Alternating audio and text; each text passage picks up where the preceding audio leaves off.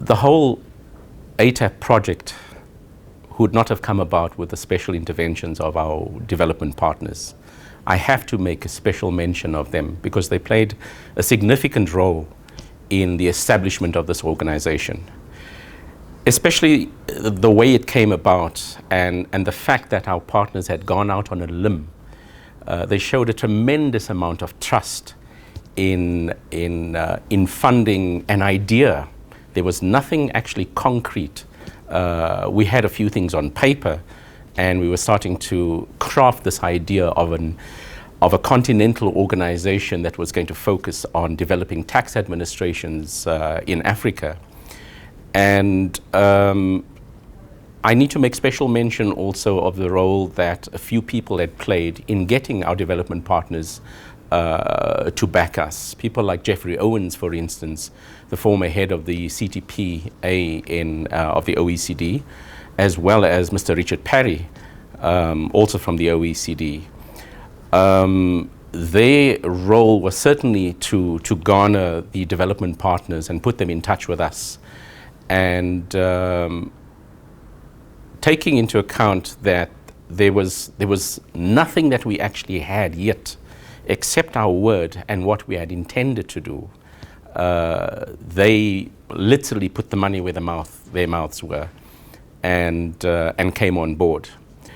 There were several development partners that initially came on board. I'm talking about organizations like the German GIZ, the Dutch Ministry of Foreign Affairs, the Swiss SECO, certainly Irish Aid was among the first lot also, NORAD from Norway.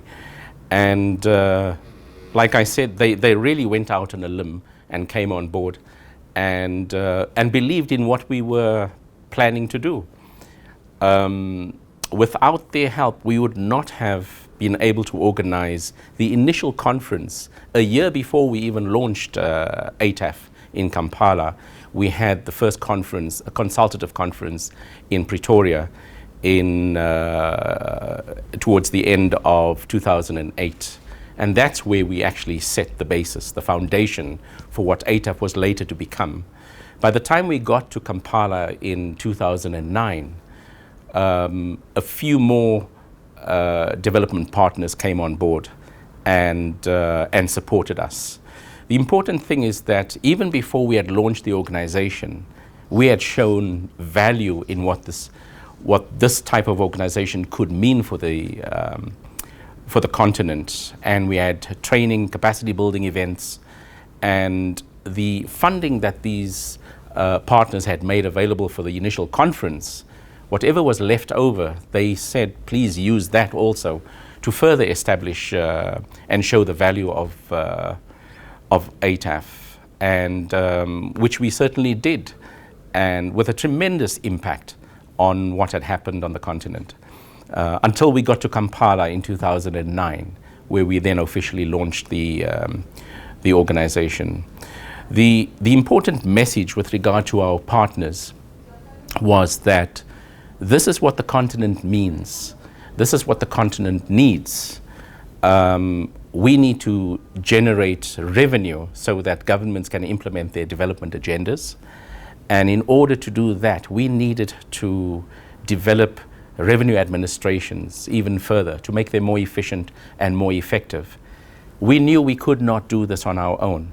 And that's where we went out to our partners and said to them, here's a proposal we have. Walk this journey with us.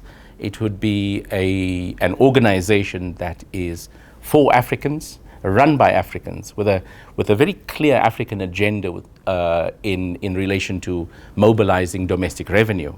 But we did need our partners to walk the journey with us, and that's where they came on board.